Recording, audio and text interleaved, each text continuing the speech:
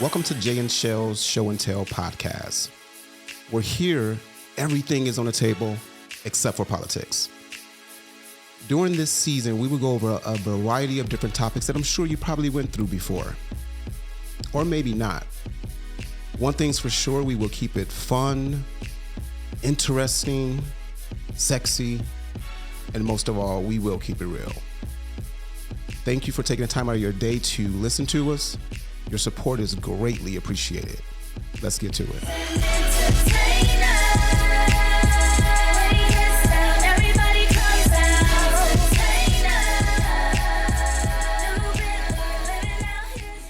Welcome to another episode of Jay and Chelle Show and Tell. How are you today, Michelle? Doing good. How are you, Jay? I am great. Excited for this particular topic that we're going to talk about today. So I wanted to talk about spark in a relationship. Like, how hard is it to keep it? Why it may fade away and things like that.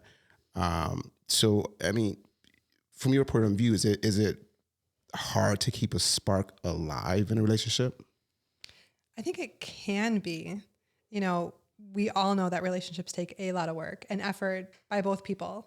So I think it can happen if you don't put that effort in and keep trying.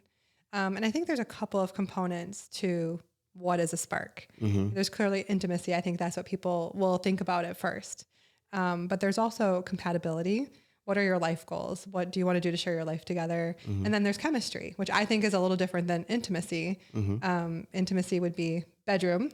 And then chemistry is just, do you get along? Do you laugh at the same things? Do you enjoy each other's company? I think you have to have all of those components in a relationship to keep that spark alive. And it does take a lot of work. As long as both people are willing to do that and there's open communication, I think that you definitely can keep the spark alive. Right. And I hear you on that. So when I think about like keeping the spark alive, right, I think about, how you first meet someone, how sexually attracted you may be to that person, or how good you may feel when you're around that person.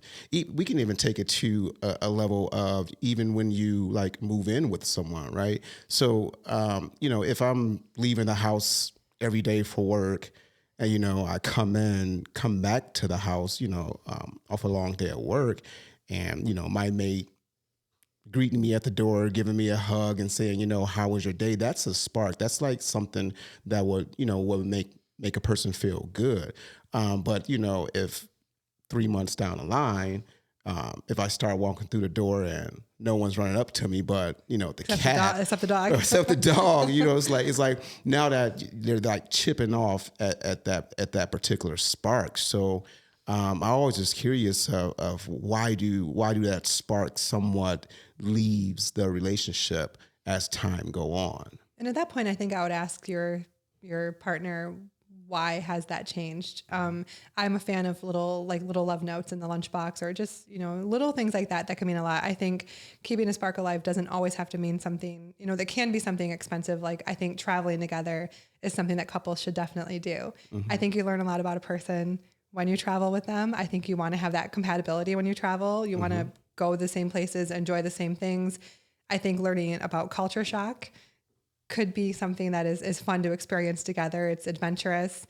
If you're in a brand new place, I think learning how you handle certain situations. Traveling can be stressful. Mm-hmm. Recently, being stuck on a vacation, which sounds like it might be a fabulous thing, isn't what it's cracked up to be, because there is a lot of expense and stress that goes along with it when you think you're going to be home on a certain day and you're not. So I think learning how people handle that kind of situation, realizing that it's not anyone's fault. You're not mad. You just go with the flow and you figure it out. So I think there's a lot of different things, keeping the spark alive can be something monetary or expensive, random flowers, being spontaneous. Like I said, the love notes, a little card or something like that, or it can be something more expensive. So it doesn't always have to mean you have to spend money on that person to show them how you love them or appreciate them. And I think just showing appreciation in general, like, or saying things outside of I love you, like I'm proud of you, or you make me so happy, like little things like that can mean a lot. And I think that's one thing that can keep definitely keep it alive. Yeah, a spark can simply be like as far as sleeping together, right? So if I'm a person that likes to sleep naked, right? That's just the way I am. You know what I'm saying? So and my partner, if she also likes to sleep naked, then that's great. That's a spark. That's a spark every night. You know what I'm saying? That's definitely a spark every night. But if I get into bed and I'm naked, and then my girl come in and she got on jogging pants and a t-shirt, that spark can also kind of leave. Now, granted, you're not. I understand a female's perspective, but there may be a whole week where you may have to put some clothes on. I do get that, but outside of that, yeah, I want that spark there. So if that spark is not there, what's the reason why it's not there? So why do you think like a spark can like actually leave a relationship?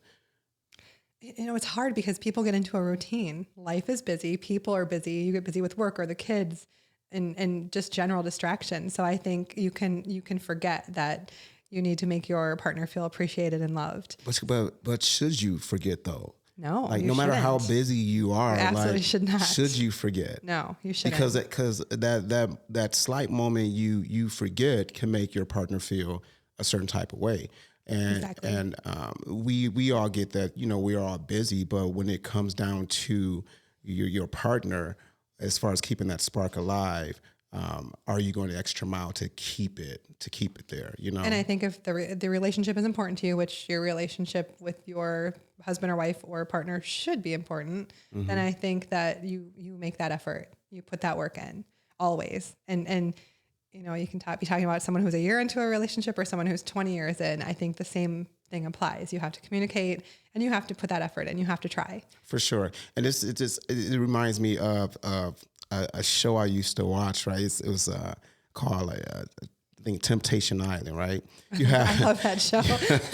It's a good show, but it's a weird show if you actually break it down. You have these couples that's going to an island and they're trying to figure out if they want to be with their particular partner that they're with.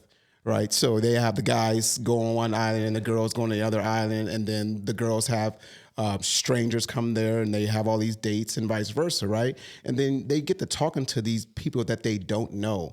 And they get on there and say, I feel so great. He makes me feel so good. She makes me feel so good. My boyfriend doesn't do this for me. Or Yeah. doesn't do that. Exactly. So if you actually think about that particular show, that's a spark that they probably had when they met their partner, right? So since that spark has like faded away, all of a sudden that spark is there again, just off of meeting someone, not even really even knowing them, which is kind of crazy to me. Well, and trust. I am a sucker for those shows. The Ultimatum on Netflix right now, like I can't get enough of it. However, it's always exciting to go on fancy dates and be wined and dined. And when you're in that element where that is new, and that was one of the things that I had a question about is, do you have to have an immediate spark? Like I know you have to have an immediate connection or there needs to be some sort of attraction, but does that fire need to be lit like immediately, or is that something you can build on? I think it needs to be there immediately. I think you need to have that like initial spark. I just don't think it's something you can build on. Maybe it is, and people probably have experienced that and great for them. But I think you need to have that initial spark and you just build on it from there. It just grows. I agree. And yes, I do believe that the spark can get better, even if you don't have that full spark from jump, but you have some type of chemistry or spark, then yes, it can definitely grow. But can the spark in relationship come back if it is gone? Yeah, I think through counseling, people can get counseling. You can do things. I'm a big fan of I want to live with you, but I also want you to date me. I want you to want to take me out. I think people should schedule date nights. I don't know how often. That was one question I had for you is how often do you think there should be date nights in a couple? I think especially if you have kids, personally, I think once a week is not, and it doesn't have to be a fancy date. It doesn't have to be a fancy dinner. It can be, we're watching a movie and wearing sweats and to your point of the sweatpants in the bed, but, and ordering pizza. It's just a set aside time to spend together. It's to go golfing. It's to go to a movie. It's setting aside to do something. I think that's really important in a relationship. I think everyone should do it. It doesn't have to be once a week. That's just my preference, but I think, once a month, however, that's one thing that I think that's routine in a relationship. So how often do you think you should schedule or have date nights in a relationship. And I will answer that question. Just let me go back to your counselor Oh, sure. comment. I don't believe there's a spark counselor, a spark counselor out there. But You never know. You never know, right? But going to your next question, how often date nights should be, I think that within that alone could bring a spark back. So Correct. it's not necessarily, okay, let's talk to someone to, find our spark, because you didn't need anybody to find your spark from jump. You Correct. had each other. So as far as date nights go, I believe they should probably be once a week. I mean, I would like to do a date night once a week, whether it's, and it doesn't have to be anything extravagant. It can just be literally just getting out of the house, going to lunch at noon on a Saturday, enjoying a good day outside, having some drinks, having some good food. So I believe that date night should be once a week, especially if you do have a busy schedule. A lot of people are busy, like you said earlier, and sometimes they can forget to take that extra step to make their partner happy. So I believe that there should be a calendar set in a household, and it should be a date night put on, every week, and if we can't do date night on Friday, let's reschedule it for Sunday. But there should be at least, I say, four dates a month, unless you're just extremely busy traveling or something like that. I just think that's very, very healthy. I think it's healthy, and I love the idea, and I think it's incredibly sexy if one person takes the initiative and surprises the other with, we're going to this movie, and just plans the date out. I think there's a lot to be said with that. Instead of, oh, we have date night Sunday afternoon. Instead of that, it's, send me the tickets to the movies, or tell me where we're going to dinner. I think that there's a lot to be said with that, little gestures that just show that you care. If you have a partner who moves you to the other side of the road, it's a recent thing for me. I've never had that happen before, but I like it, like moving me over so I don't get hit by a car. Not that I want you to get hit by a car, but it's just that little things like that, little gestures mean a lot. And I think all of those things, again, they take work, but they mean so much to that person that they can definitely help keep that spark alive. Yeah. And, and also affection, right? Whether it's public affection, whether it's, holding hands, walking down the street, holding hands, driving in the car. Those things can also, make a person feel great. Now we know, there's probably some people that can overdo it, whether you're a guy or a girl. But those little things there can also make a person feel good. And just letting your partner know, how beautiful or how handsome they are, or how good they look today, after getting dressed and things like that. So it could be the very, very small things that can make the spark just stay within the relationship. But of course, as we know, from talking to numerous of people, that the spark could kind of fade away, Are we going to get into the love languages now? Yeah. I actually was just trying to pull them up. I can't remember the 5. I remember 3 of them. So I think this is something that is important for people to do. There's a book, but you can just take a simple quiz and it will show you what your love language is. How do you like to see that affection? And I am probably needier than most, but mine was a heavy physical touch, and then followed closely behind my words of affirmation. And I know another one of them that was gifts, and I don't remember what the other 2 were. Do you happen to remember what those were? I'm trying to pull them up on my phone, but I just know that the main one was physical touch. Yeah, mine was definitely physical touch. Do you know what your love language is? It's words of affirmation, surprisingly. But who doesn't like to get complimented? Exactly.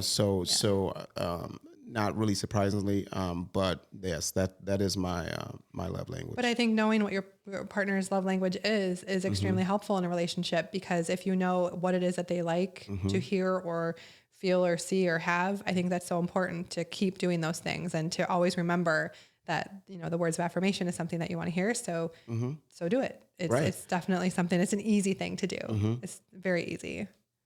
Yeah. Or start going. Exactly. Or create a love language. right? For sure. Create one. Yeah.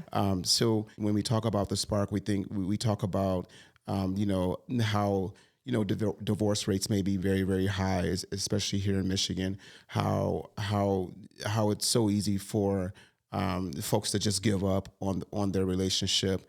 And a lot of times you wonder, okay, how do we get to this point? Now, granted, it's not, it probably just isn't spark. It's probably a lot of different things around the spark point. But that's very, very, very, very key of what we're talking about here.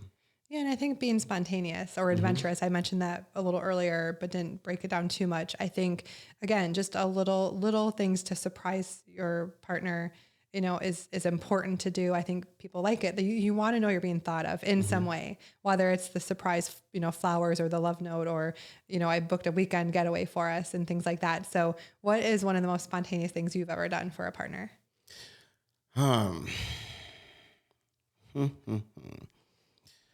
I've done a lot of shit, but let's see. Okay, I would say the most spontaneous thing I've probably done was a trip, right? Where it was to the point where it was a day, like a Friday morning, getting up and say, well, hey, pack your bags. We got a flight to go here, and we're going for the weekend. That's probably the most wildest, spontaneous things I've done before. Cool. Get outside of your comfort zone. Exactly. How about you? I think probably driving a distance to meet up with somebody that I did not know. I think that was just a spontaneous thing to do. So I think that getting outside of your comfort zone and being open to new things that was probably it for me. So. Okay. And that's great. You probably found love. You probably had a great time. Yeah. Was you nervous on that drive? Extremely nervous.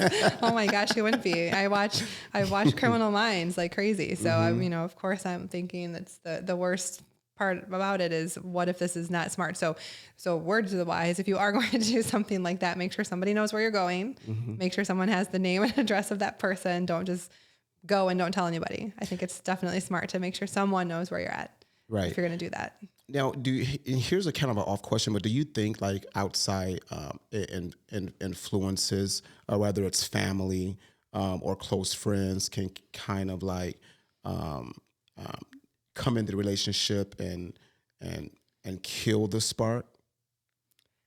I think if you have really opinionated friends or family, yes. And if you let yourself be influenced by them, I've always, and sometimes it hasn't worked out that well, but I've always been, very independent. I'm going to make my own decisions. I'm going to base my relationship on how I'm treated and who that person is and what we have together and not let that impact me. But I think if you are influenced, I know plenty of people who their family did not like their girlfriend or boyfriend and they stopped dating them because of that. Or, culture, can get in the way sometimes if you have that, or religion. I mean, there's a lot of factors that someone could try to influence your relationship, but I think you just have to be strong and not let it. Yeah.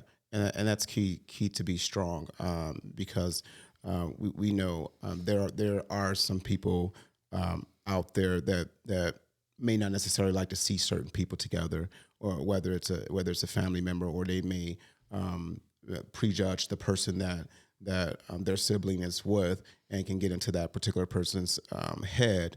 And then that can sometimes kill the spark, because you're constantly thinking about what your family may want, instead of thinking about what you want or what's best for you and who you're with. I want to disclaimer that a little bit with this. We're talking about a healthy relationship. If yeah. there's a blatant mistreatment or something like that going on that your family does not approve of, you're in a dangerous situation, obviously then, yeah. But at that point, I don't think we're talking about spark anymore. We're talking about something completely different that we don't want to go into today, but just wanted to disclaimer my answer with that. Sure. But we're talking about healthy, thriving relationships and that the amount of effort and work that needs to go into them to keep the spark alive. Right. Right. Gotcha. How often should a couple have sex? Every day.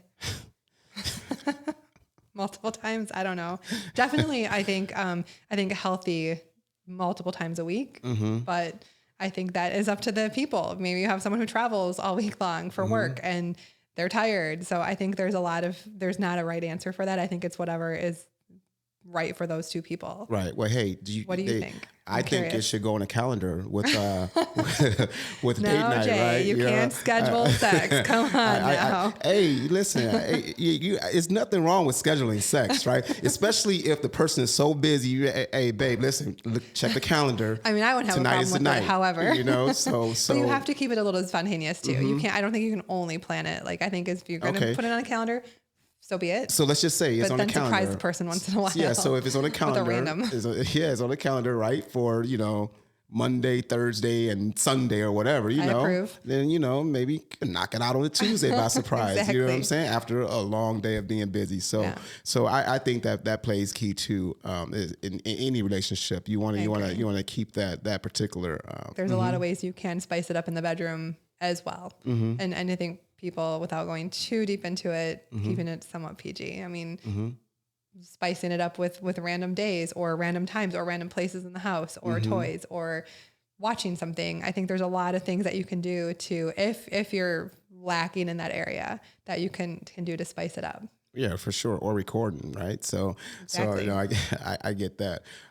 So while we're talking about, sparking up a relationship, also if there is, children involved, right? You can also, how can I put it? You can also involve them in the not necessarily sparking, but involve them in things that you're doing, right? So there also should, if there are children in the house, there also should be days where we all go out and things like that, because I know me personally, I love to see a woman good with kids, right? I have two kids, right? And I believe that a woman that has kids, they would love to see, a father being a father. That's within itself is also an attraction. You don't have to have kids to be attracted to that though. Oh, okay. Well, yeah, You can be a that- woman without kids and still find that a really attractive quality. for sure. So yeah, I get that too.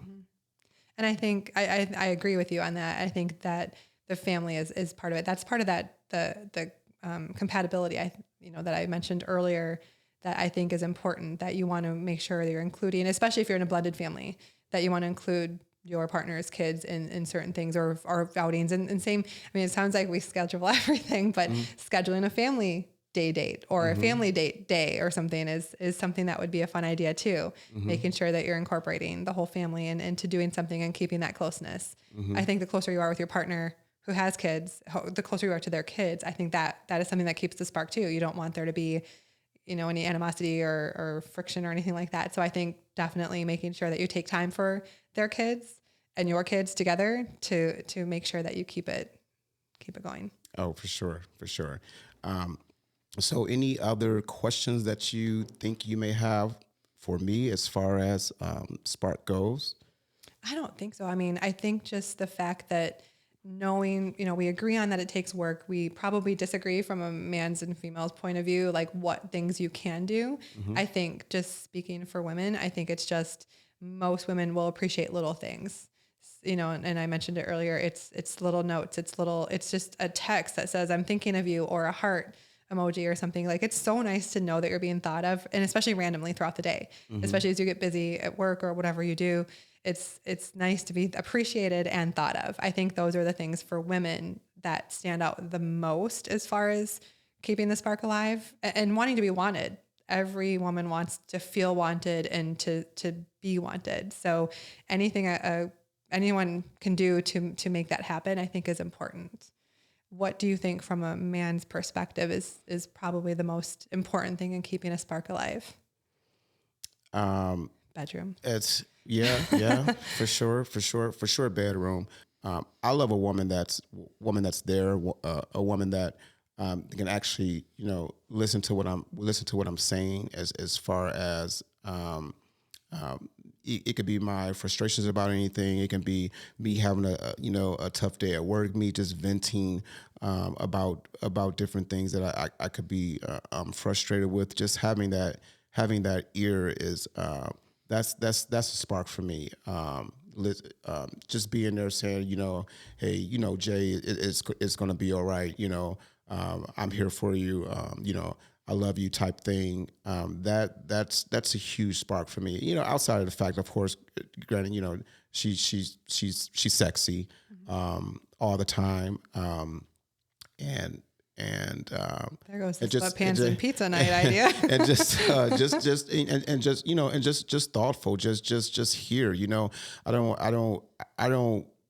What can kill my spark is just a woman that's just there, and just Coexisting. just coexisting. That hurts a lot of relationships. Yeah, and just not like just that spark of knowing that she's a go-getter. She loves me. She's here to listen to me, listen to my frustrations, here for me in every single way.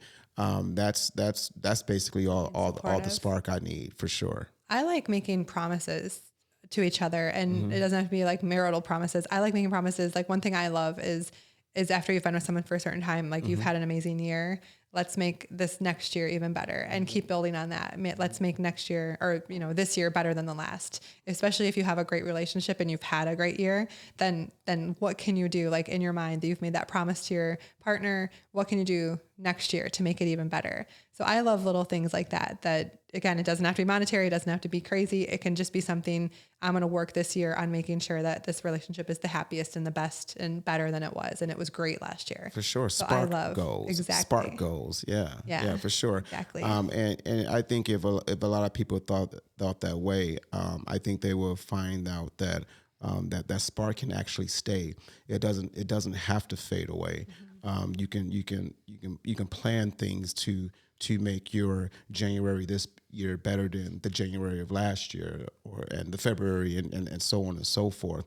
As long as you stay in tune with each other, that's a great idea. And I think telling someone you love them frequently is amazing. It's great to hear. But I think even more so, showing them that you love them. And again, whatever that means to you or to your partner, you know what that is. We don't.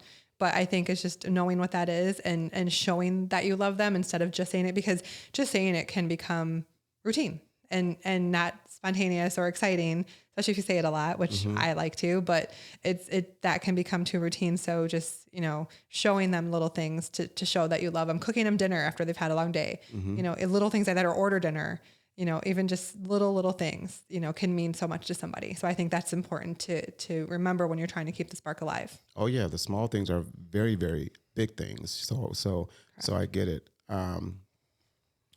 Anything else, Michelle? I don't think I have any closing statements for this. You don't have any closing? I don't think so. So the way I look at it is, if you want to keep the spark alive, just keep doing everything you were doing when you had the spark. When you had the spark, exactly. In other words, don't get comfortable. The moment folks get comfortable is the moment that spark just it kind of die down, because Correct. In a sense, a lot of people think, oh, okay, you know what, I have this person now. There's no I no longer have to try. I no longer have to try. No, that's not good. There's nothing else. There's nothing else for me to do. We're here. We're content. So I'm good to go. Don't get comfortable. It's hard to not to fall into that, but that's solid advice. Don't get comfortable. Don't get comfortable. Any last words for you, Michelle? I think the only thing I would like to say is definitely we have a lot of ideas for show topics. We're not struggling at all in that department. However, if anyone has any ideas, if anyone wants to hear something specific, drop us a note on our social media and let us know what you want to hear. Good. You look beautiful today, by the way, Michelle. Thank you. So for all the folks that's listening, please don't forget to hit that subscribe button on YouTube, and also visit us on Facebook and Instagram at Jay and Chelle Show and Tell. And until next time, talk to you soon. Thank you.